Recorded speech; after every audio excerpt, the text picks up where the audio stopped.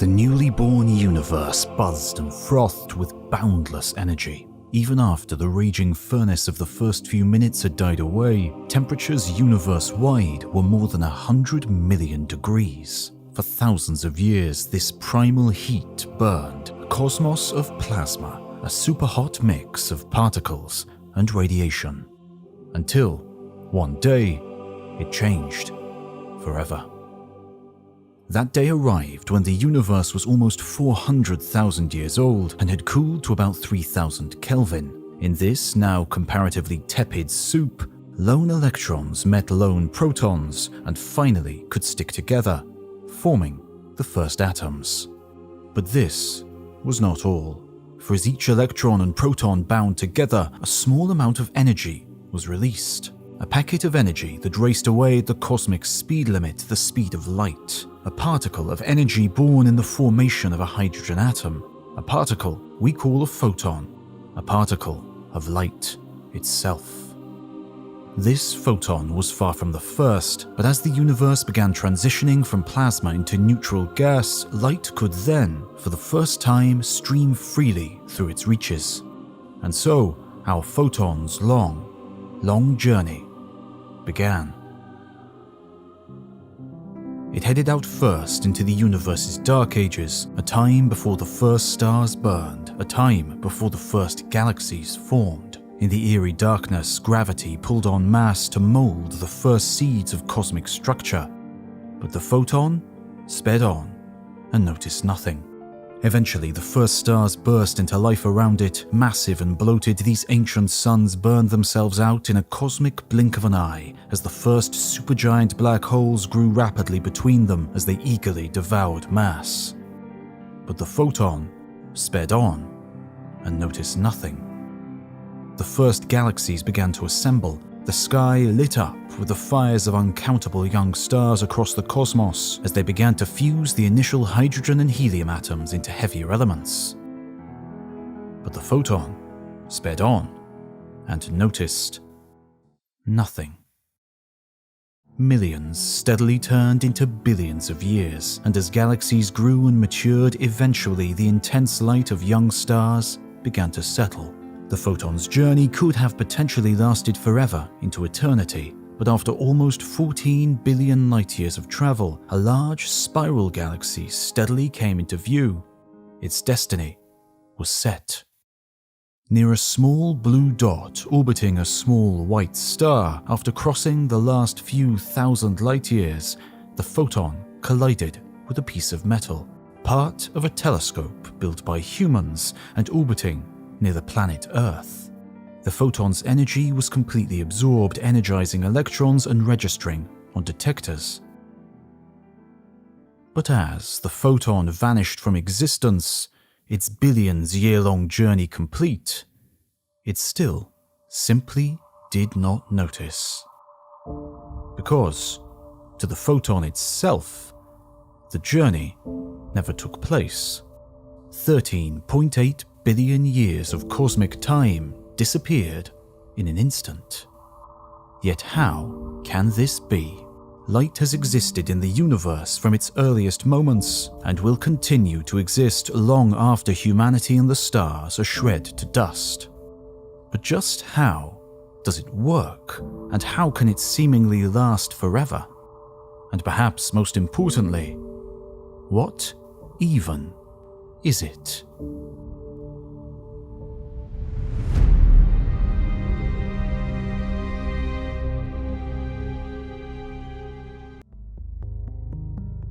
Light had played a pivotal role since the cosmos's very beginning.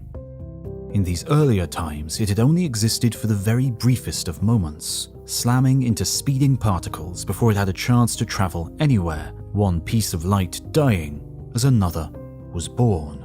However, our parcel of light was born into a very different, very transparent universe. With the cosmic maelstrom of the Big Bang finally abated, our photon could begin its immense journey unhindered. As it traveled, many generations of stars led to our sun, and billions of years after, humans began to walk on the surface of our small, rocky planet. And so eventually, as our photon was a couple of thousand light-years distant from Earth, those humans began to wonder. All men by nature desire to know. An indication of this is the delight we take in our senses, and above all others, the sense of sight.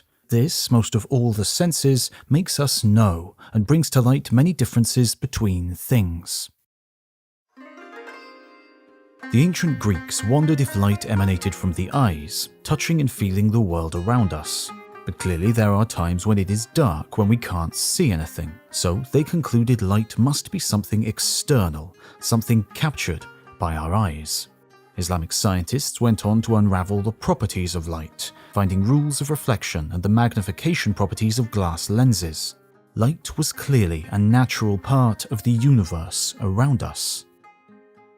But it took the coming of the scientific revolution and a fight between two giants of science for light's deepest secrets to be finally uncovered. The year was 1652, and Dutch physicist, astronomer, mathematician, and all-round genius Christian Huygens was exploring optical phenomena. He had noted how light travelled through lenses and bounced off mirrored surfaces, and was particularly interested in the phenomenon of refraction, where the path of light is bent when it passes from one medium to another. Huygens noticed that light was often split into the colours of the rainbow by his instruments, and sometimes strange patterns of dark and light would be produced. Clear evidence to him that light was some sort of wave, some sort of travelling, oscillating phenomenon. Oscillations can be found throughout nature, from planetary orbits to vibrating electrons. But let's start with a simple picture. Think of a child on a swing. As they swing, their position oscillates from one position to the next and then back again, just like a pendulum that drives the regular ticking and tocking of a grandfather clock. When oscillations act in unison but slightly out of step, waves are formed. A stone thrown in a flat pond pulls the water down with it, but the water bounces back. This splash of water pulls on its neighbours, inducing them to oscillate, which in turn pulls on their own neighbours. These oscillations fan out across the pond as a steadily rippling pattern of waves. Waves are everywhere, from sound waves coursing in the air to ocean water waves driven by the wind and moon. Seismic shifts can generate violent and destructive earthquakes in our planetary crust, whilst similar waves ripple in the atmosphere of the sun and other stars. And so, light seemed also to be a wave. But this left an obvious question. If light is a wave, just what was doing the waving? In Britain, Robert Hooke also reached a similar conclusion about the nature of light, and he realized that this picture of wavy light could explain a lot of the phenomenon he had seen. This was cutting-edge science at the time, but Hooke had a problem, and that problem was a man. There are no surviving portraits of Robert Hooke, and over the years a rumour passed down the generations that this powerful man was to blame, having conveniently lost the painting when taking over as head of the Royal Society in London. For Robert Hooke had a powerful enemy, and that enemy's name was Isaac Newton.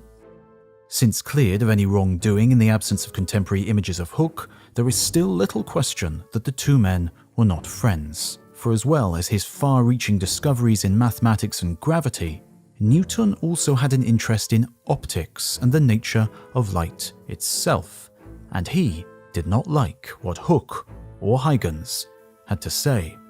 Indeed, it was Newton who discovered that white light could be split into a rainbow by passing it through a prism, and like Hooke, he had kept musing on this. But unlike Hooke, Newton did not conclude that light was some sort of wave. To Newton, light consisted of corpuscles.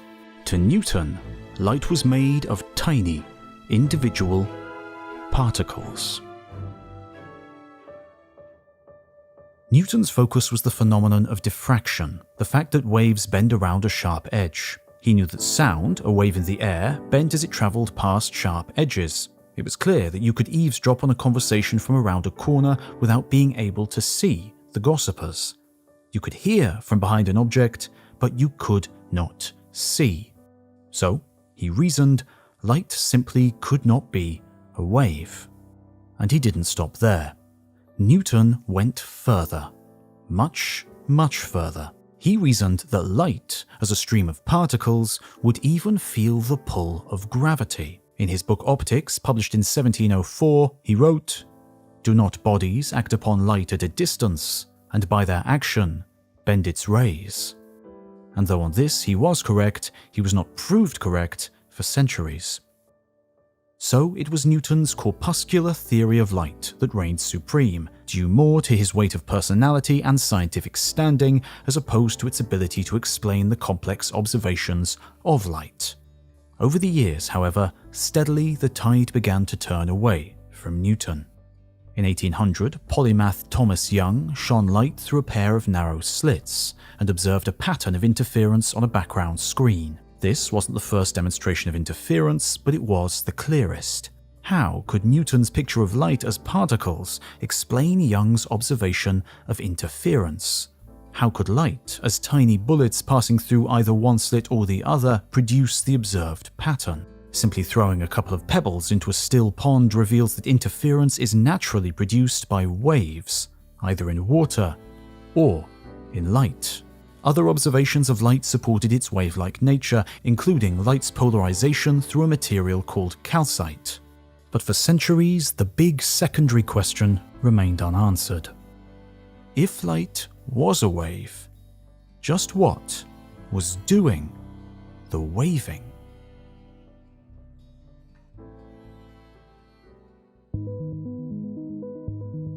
Our cosmic parcel of light was born when a proton captured an electron. It sped out into the universe, powerful and energetic. But as it traveled and the universe expanded, it started to lose some of that energy. The light, originally blue to our eyes, steadily morphed through the colors of the rainbow and into the red. Soon it was joined by other energetic light shining from countless billions of newly formed stars. There were different types of light as well, light of exceptionally high energy and light with barely any energy at all. The universe was awash. Of course, our light did not know that these would be invisible to human eyes, for it would be many billions of years until eyes existed. And indeed, these X-rays and radio waves, as we call them, were unknown to us until the very end of the 19th century. In this new era, thought itself will be transmitted by radio. Guglielmo Marconi was at his father's estate near Bologna in Italy. He was still a young man, aged only 20, but his education had opened his eyes to an invisible world.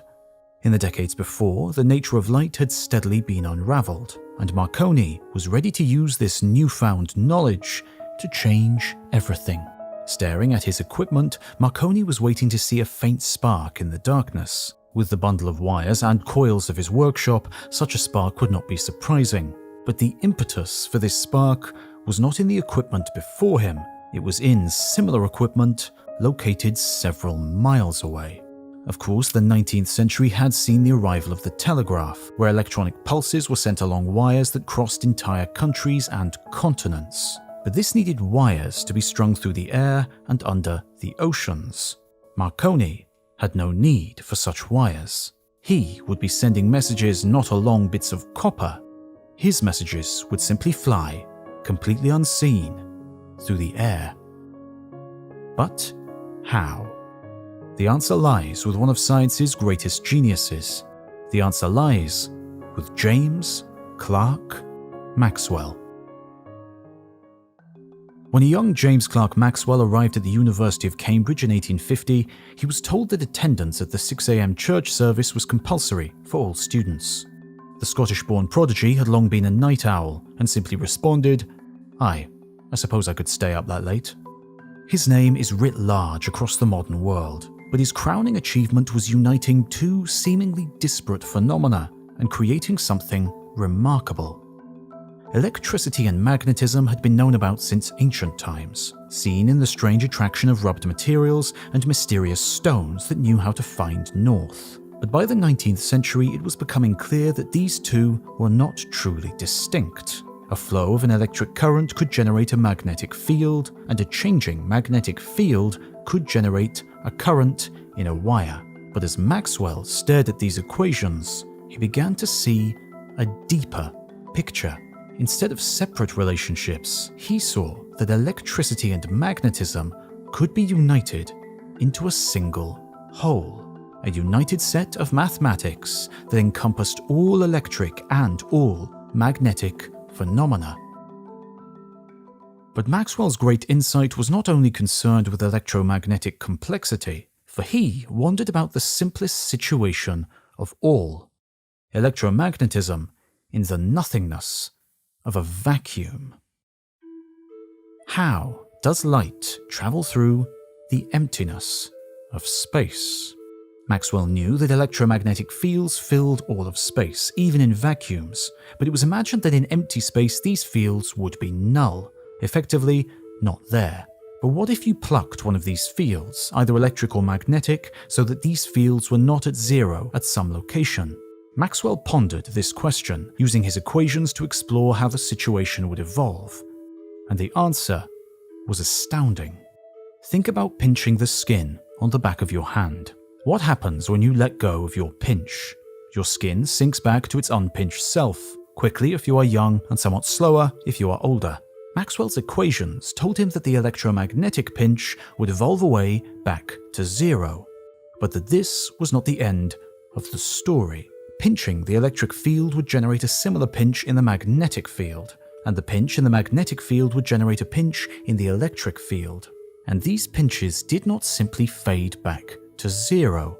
Instead, they oscillated, regenerating each other from one moment to the next. And just like ripples on a pond, these oscillations traveled away as waves. And so Maxwell realized these oscillations had the property of light. Light, he realized, is a self-propagating electromagnetic wave. But what was causing the ripples? What was the electromagnetic equivalent of the stone thrown in the pond? He saw that it was electric charges, something we now know as electrons. As these charges jiggle and oscillate, they disturb nearby electric and magnetic fields, and these disturbances ripple away as electromagnetic radiation, what we call light. He also realized that the inverse must be true, as light entered the eye and fell on the retina. The oscillations of the light must cause electrons in atoms in the eye to jiggle, and it is this jiggling of electrons in the eye sent as signals to the brain that we perceive as vision. Finally, Maxwell understood what it was that was waving, and what caused the waves. And one more thing. He knew that light had waves with a length of about 1/1,000,000th of a meter, but his equations showed no limitation on the wavelength of his electromagnetic waves. And so he concluded that there must be light with both long and short wavelengths that is invisible to the eye. It would take 2 more decades for the answer to this puzzle to present itself, decades in which Maxwell died of cancer at the age of only 48. In 1886, Heinrich Hertz, working at the University of Karlsruhe, was the first to find these invisible waves. Named Hertzian waves after their discoverer, a new revolution had been born. We now refer to these Hertzian waves as radio. Hertz was understandably very pleased with this discovery, but when asked about the practical use these radio waves have, he apparently responded, "Nothing, I guess." And yet, it was these radio waves that only a few years later Marconi was using to send messages across miles, and then across counties, oceans, and all across the immensity of the globe. In 1909, Marconi received the Nobel Prize for his work on wireless telegraphy. Hertz, however, died in 1894 at the youthful age of 36, never seeing the true promise of his discovery. The world was set to become full of invisible light as the 20th century began, and the mystery of light's properties seemed settled. That was until 1905, and a remarkable year for one German patent clerk.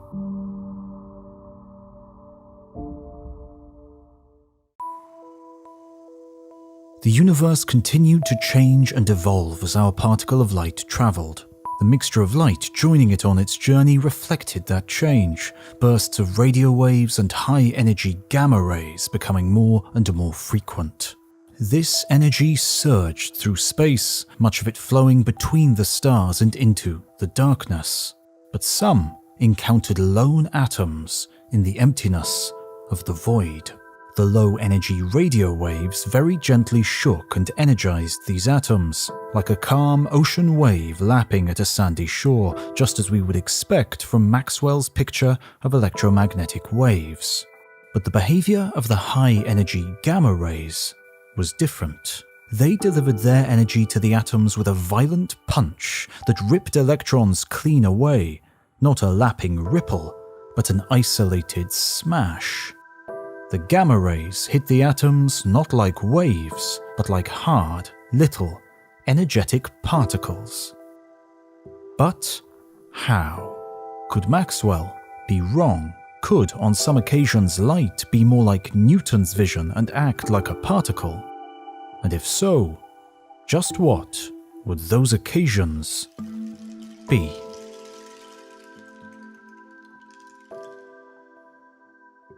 For the present, we have to work on both theories. On Mondays, Wednesdays and Fridays, we use the wave theory. On Tuesdays, Thursdays and Saturdays, we think in streams of flying energy quanta, or corpuscles.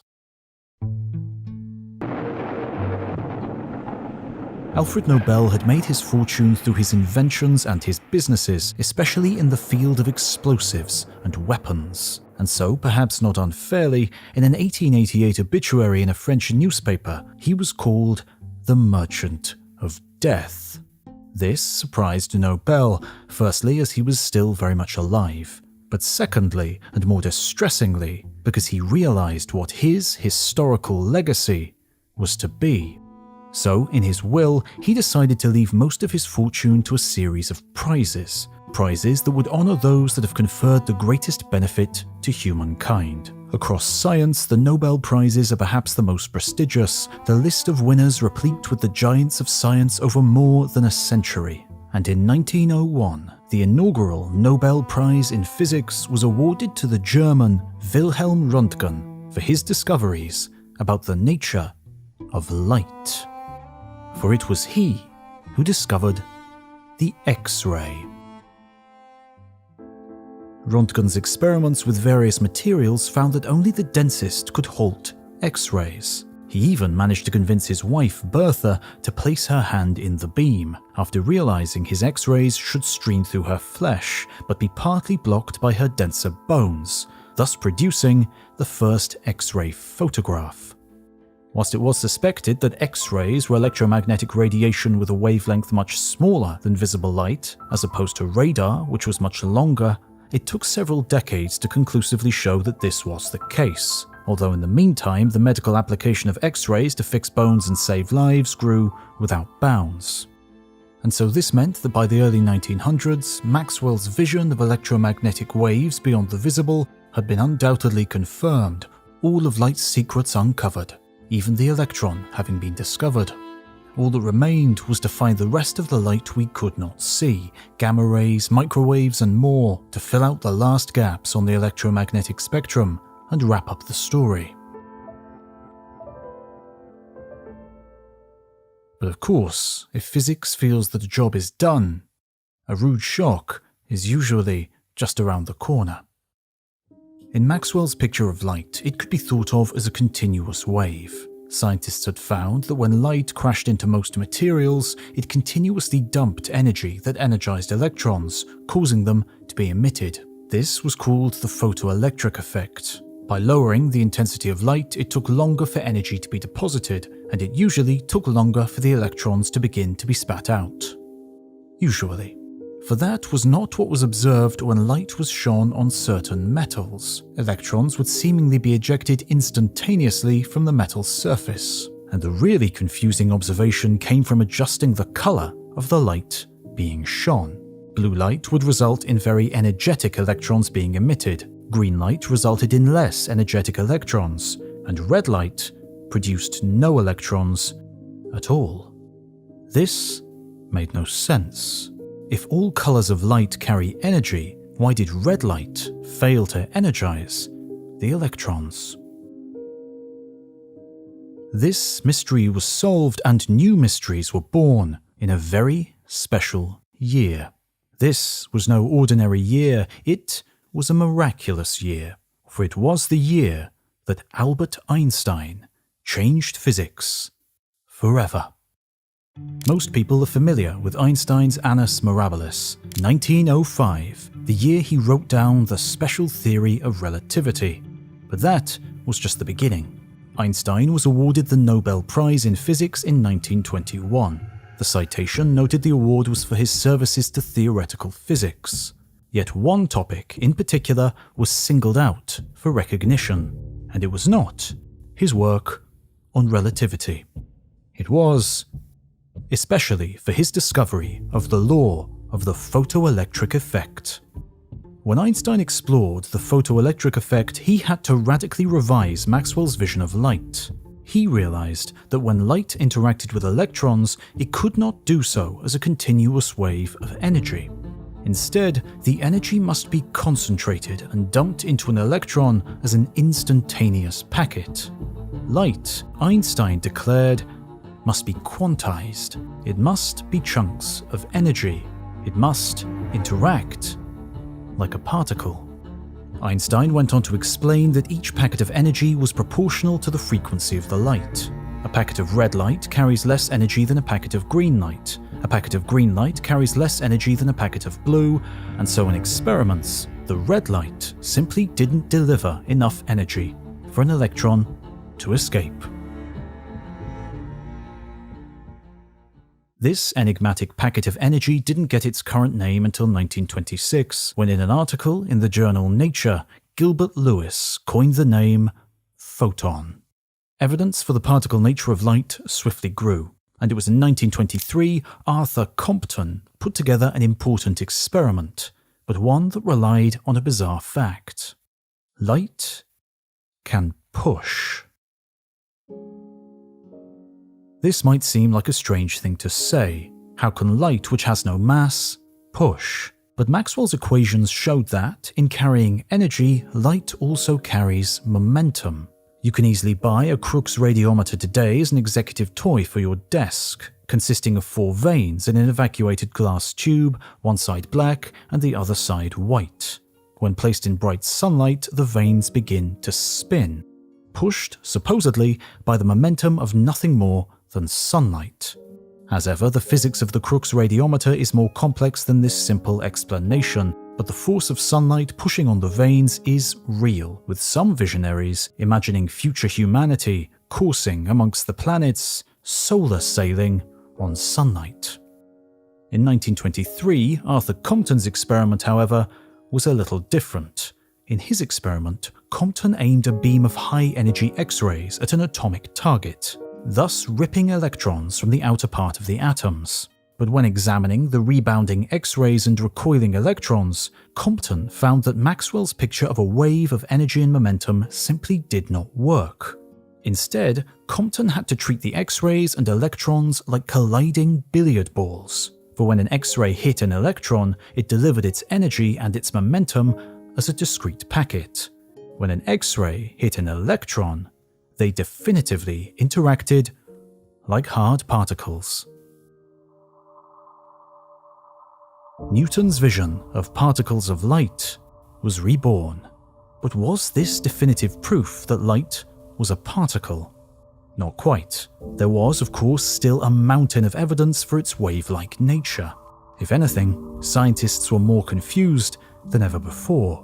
Despite Maxwell's picture of electromagnetic waves proving extremely powerful and successful, these experiments in the early 1900s demanded that light must be a particle. And so people began to wonder, was there even an answer to be found?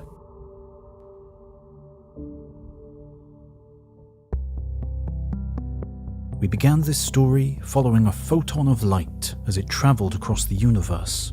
Maxwell tells us that this photon was formed by the changing energy of an electron, and that it vanishes when finally absorbed by electrons at its journey's end. But what happens in between? Is this epic journey simply governed by fate? Does the photon really fly off in a random direction, careening into an electron at some arbitrary point in its future? This question is the next part of our story. For in the early 20th century, it was realized that this simply could not be the case. In the language of quantum mechanics, the photon's journey has nothing to do with chance. Not only is the universe stranger than we think, it is stranger than we can think. We begin on a chilly morning in France in January 1793. With the swish of a guillotine blade, the king, Louis XVI, was no more. Throughout this upheaval, chaos reigned across France. Victor Francois, the second Duc de Broglie, battled for his king. But eventually, like many others of the aristocracy, he fled France for safety abroad. The de Broglies eventually returned to their native France to shape the country after the upheaval of revolution. And after a series of statesmen, diplomats and writers, in 1892, into the de Broglie family was born the man who would change our understanding of everything.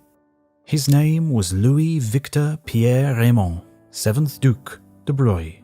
But in the annals of physics history, he is simply known as de Broglie.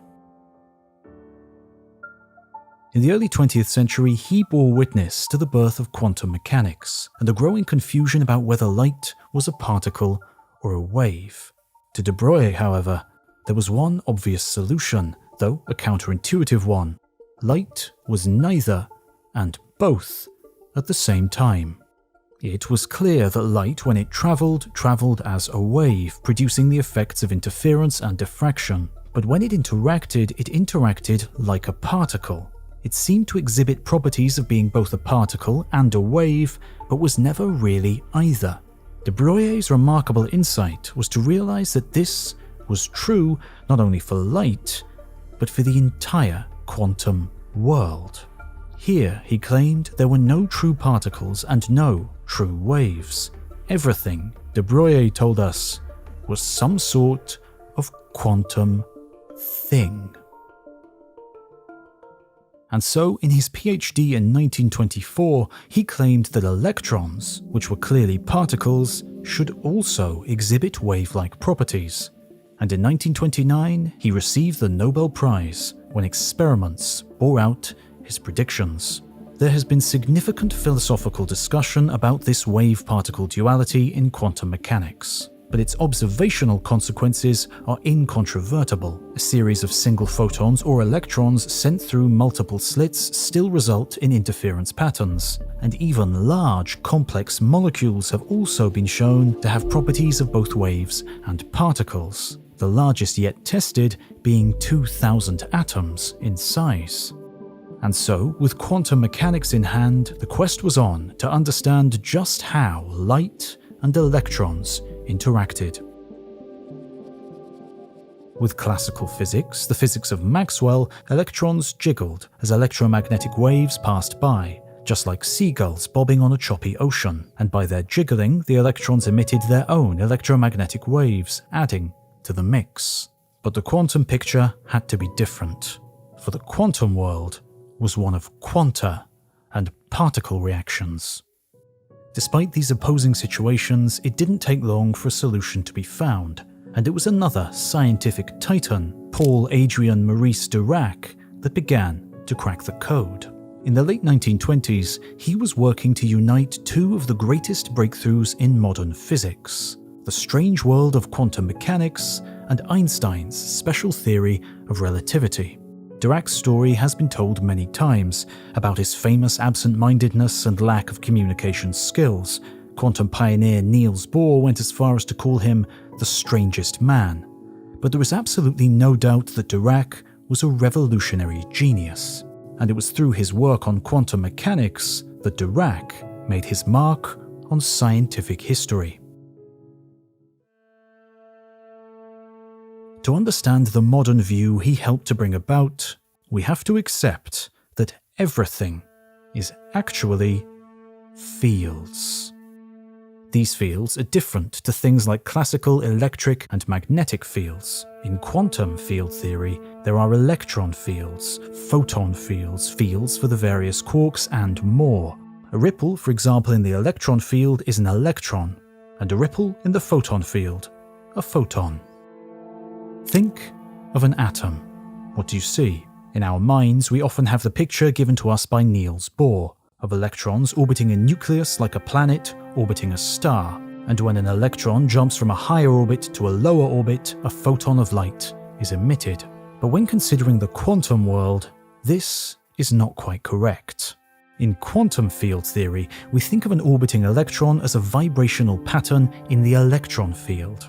The higher energy orbit is one particular pattern, and the lower energy orbit is another. In the language of physics, the electron field and the photon field are coupled together, and jumping between the higher and lower orbits, the electron field generates a vibration in the photon field. Quantum field theory has grown to become arguably the most successful theory of our world to date, describing almost everything in our universe across 24 quantum fields, corresponding to the various possible interactions of the standard model. And so, simple. Everything is fields, and the fields interact. But, of course, as they often do in the quantum world, things are about to get a lot stranger. Many of the greatest minds of quantum mechanics were involved in this move towards strangeness, but perhaps the most well-known is a man from Far Rockaway with a broad Brooklyn accent. A man named Richard Feynman. Born in 1918, he started his career as part of the Manhattan Project and was recommended by Oppenheimer himself for Berkeley in a now famous letter sent in 1942. He is by all odds the most brilliant young physicist here, and everyone knows this. I may give you two quotations from men with whom he has worked. Bethe has said that he would rather lose any two other men than Feynman from this present job, and Wigner said he is a second Dirac, only this time human. Though his 1985 autobiography, Surely You're Joking, Mr. Feynman, was an eye-opener for many, not only regarding his numerous contributions to science, but also his extroverted personality and complex private life, including a penchant for strip clubs. These aspects did not fit the stereotypical vision of a professor. Indeed, Murray Gell-Mann, another giant of quantum mechanics, once even quipped of Feynman, Feynman was a great scientist, but he spent a great deal of his effort generating anecdotes about himself. And yet, when it came to thinking about the quantum world, for many physicists, Feynman changed everything. Whilst Feynman's famous quip that no one truly understands quantum mechanics may have been true, Feynman himself certainly understood the depth of the mathematics that underlies it. And this gave him the insights to think about the true nature of light and how it interacts. It all starts with a solitary electron. In the electromagnetics of Maxwell, the charge of the electron results in an electric field surrounding it, and a charge in an electric field feels the presence of the electric field. In this situation, there must be energy in the interaction, but the question was, how much? The problem was, every time Feynman tried to calculate the amount of energy, the answer came out to be the same: infinity. So, Feynman did something quite radical. He threw away the classical notion of the electric field as defined by Maxwell. In the acceptance speech for the award of his Nobel Prize in 1965, Feynman said, "I suggested to myself that electrons cannot act on themselves, they can only act on other electrons." And a new, bizarre picture of the interaction of light and electrons emerged. The best visual representation of this interaction is the diagram named after Feynman himself, the Feynman diagram. They are often a complicated mixture of lines, wiggles, and loops, but at their heart, Feynman diagrams describe all of the possible interactions in quantum mechanics. To pick apart a Feynman diagram, it is best to start with the simplest of interactions, the interaction between electrons and light. Feynman diagrams represent an interaction over space and time. Lone electrons trace out straight-line paths through space-time, a path known as its world line. The electron is really just a vibration in the quantum electron field, and with no interactions, it happily traces a simple straight-line path. We also know, however, that the electron field can couple with the photon field, and when this happens, the vibrations in the electron field change. In an atom, the electron jumps from a high-energy orbit to a low-energy orbit. But for a free electron, conservation of momentum means that the electron changes direction. If we imagine this over space-time, the world line of the electron possesses a distinct kink, and this occurs where and when the photon, usually depicted as a wavy line, is emitted. This structure, this junction, is known as a vertex, and it is the basic Lego piece for building all Feynman diagrams. Of course, full Feynman diagrams are more complex than a single vertex. They usually combine several distinct pieces. The emitted photon from one electron is eventually received by another electron. Two vertices are joined together to give the complete interaction. Two kinked electron paths joined with the wiggly line representing the photon. But what governs the coupling between the electron field and the photon field? This is related to the charge on the electron and one of nature's constants, the fine structure constant. This is electromagnetism, and the exchange of the photon between two electrons is the electromagnetic force in action. And so, in Feynman's view, we wave goodbye to the electromagnetic field. In its place, we simply have two electrons interacting through the exchange of a photon. And when huge numbers of these photons are exchanged, it approximates the classical force, even though, at its heart, this electromagnetic force is a quantum phenomenon. And it's not just electromagnetism, for it is also true for the fundamental weak and strong nuclear forces.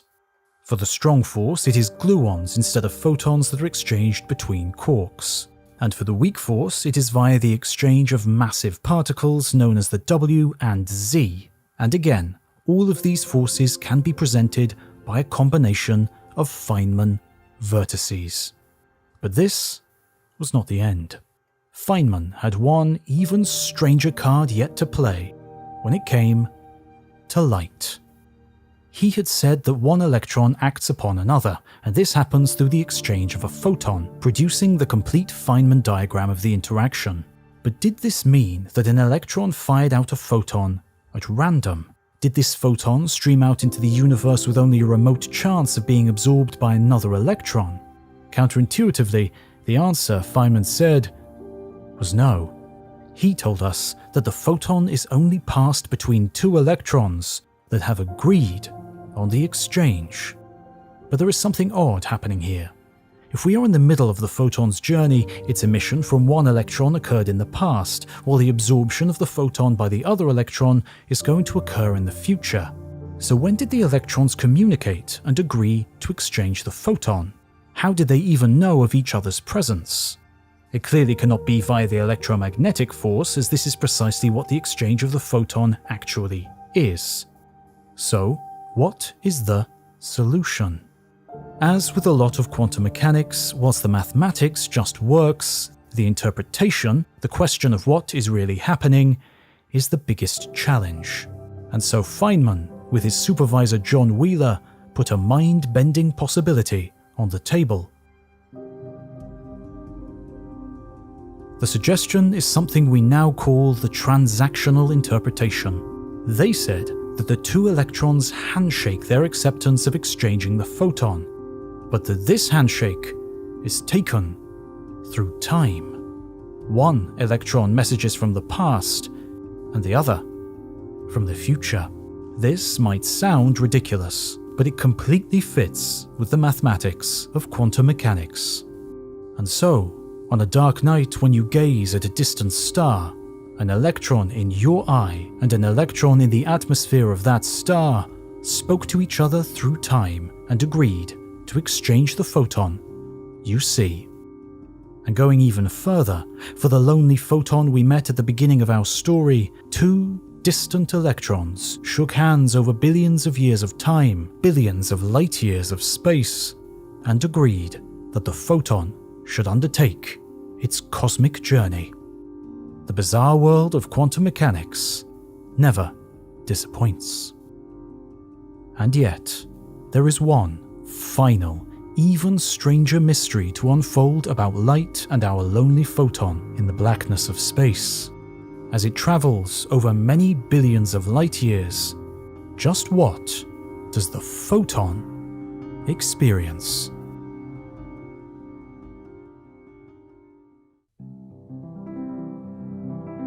We've followed our photon over many billions of years. Eventually, at journey's end, the universe it inhabits is very different to the one of its birth.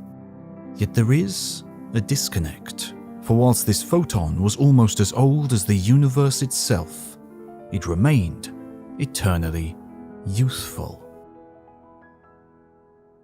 Galaxies formed in the void, stars were born, lived and died, whole superclusters splintered and collapsed. And the photon missed it all, because, to the photon, time itself meant nothing.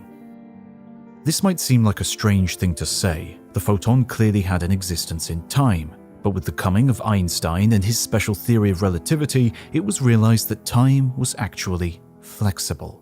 It was relative, dependent upon who or what was actually measuring it. And light takes this idea to the extreme. What would the universe look like if I were riding on the end of a light beam at the speed of light? In the middle of the 17th century, Ole Romer was baffled. Working at the Paris Observatory, Romer was peering at Io, one of the bright moons of Jupiter. Like clockwork, the moon orbited the giant planet in just over 42 hours, vanishing from view as it ducked in and out of Jupiter's shadow. Except there seemed to be something odd about this cosmic clock. Romer noticed that the timing of Io's eclipses drifted. He realized that the timing of the eclipse of Io was somehow tied to the Earth's orbit, changing from earlier to later and back again when the Earth was either closest to or further from Jupiter. And it was then Romer realized the culprit was light, and in particular, its speed. He reasoned that the drift in Io's eclipses must be due to a finite speed of light. As the Earth moved in its orbit, the distance to Jupiter changed, and the change in time was because light had to traverse these differing distances. His initial estimate for the speed was fast, very fast, 220,000 kilometers every second, and eventually more accurate measurements tied the speed of light to almost 300,000 kilometers per second. But just what was this speed relative to? It had been the belief for centuries that there existed a medium, the ether, that carried light waves. Surely, therefore, light speed was relative to this medium. From Plato to Newton, this ether had long been suggested as a solution to various questions in physics, but never firmly detected, experiments in search of evidence having failed time and time again. And so it was that in 1905, during his miracle year, Einstein rang the final death knell for this invisible medium: special relativity. The truth was that it was the speed of light that was the universal absolute and invariant, measured to be the same value for all observers across the cosmos. A lot has been written about special relativity, and although much of it seems confused and paradoxical, there is a simple central message at its heart. Particles with mass, such as electrons, chart out their own time as they travel through space-time. Imagine two clocks sitting at the same location, synced to show exactly the same time. Now take these clocks on two separate journeys, speeding them up and slowing them down. In Newton's view of the universe of absolute time, if you were to bring these clocks together again and compare their faces, they would have remained synchronized. But this is not the case in Einstein's. The relative motion of the two clocks will have influenced their relative passage of time, and as they trace out their different paths through space-time, when they reunite, their times will now be out of sync. This mind-bending aspect of relativity seems too strange to be true, but numerous experiments have shown this to be the way the universe works. From globe-trotting atomic clocks to high-speed particles in accelerators, time is definitively relative. But what does this mean for light? Light had taken a central place in Einstein's new vision of the cosmos. Everyone in space-time should measure the speed of light to be precisely the same value. But in demanding this, something else had to give. And so, space and time themselves had to bend, become flexible and rubbery to accommodate the consistency of the speed of light. Indeed, one immediate consequence of Einstein's insights was that light would feel the existence of gravity, and as it traveled through the universe, light's path would be deflected by the presence of mass. Newton's claim of 2 centuries prior, reborn. Indeed, experiments have borne this out again and again, with the results becoming more and more accurate. Massive objects, such as stars and galaxies, can even behave as gravitational lenses, magnifying distant galaxies from the very early universe and revealing the presence of dark matter. The beauty of these natural telescopes is clearest in deep space images, such as the first revealed by the James Webb Space Telescope. And so, the flexible nature of space and time had truly seen the end of Newton's view of a rigid universe. But again, what about light? What did this mean for light's experience of space and time? Traveling at the fastest speed possible in the universe, the effects of relativity become extreme, very extreme. All distances shrink to zero, as does the time taken to cover these zero distances. And so, for photons, no matter how far they travel across the universe, not a single instant of time will tick by. Even though this light may have existed in time and space for many years or light years, even though it would have been clearly formed by one electron in one location and vanished when absorbed by another electron in another location, the space-time distance between these two events would be exactly zero. To the photon, it is born and dies at precisely the same moment. We began this story by following a lone photon from its creation just after the beginning of time to its ultimate destruction in the detector of a telescope orbiting our planet today. And yet, the photon itself saw nothing of this. Not the intense light of stellar birth, the catastrophic explosions that come with stellar death, or the formation of planets and eventual rise of life on our own pale blue dot. The photon noticed nothing.